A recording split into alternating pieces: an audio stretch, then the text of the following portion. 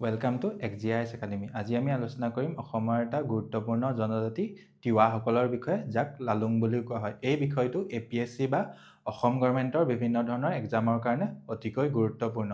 তিৱাসকলে বিভিন্ন ধৰণৰ ফেষ্টিভেল পালন কৰে।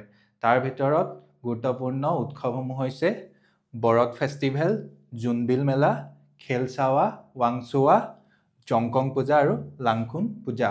এই লাংখুন পূজাটো আমাৰ এণ্ড অফ দ্য কাল্টিভেশ্যন অৰ্থাৎ খেতি চহোৱাৰ পাছত পালন কৰা হয়। তেওঁলোকৰ জনজাতীয় গানটোক কি বুলি কোৱা হয়? লৌহ লাহাই বুলি জনা যায়। আৰু তেওঁলোকে যি জনজাতীয় পোচাক পৰিধান কৰে, সেই পোচাকসমূহ বিভিন্ন নামেৰে জনা যায়। তেওঁলোকৰ পোচাকসমূহৰ ভিতৰত নিমাই চোলা আৰু থংগালী গুৰুত্বপূৰ্ণ। তেওঁলোকে যি পানীয় গ্ৰহণ কৰে, সেই পানীয়টোক জু বুলি কোৱা হয়। আৰু আপোনালোকে এনেকৈ যদি বিভিন্ন ধৰণৰ জনজাতিসমূহৰ বিষয়ে জানিবলৈ বিচাৰে, তেন্তে মোক কমেণ্ট ছেকশ্যনত জনাওক।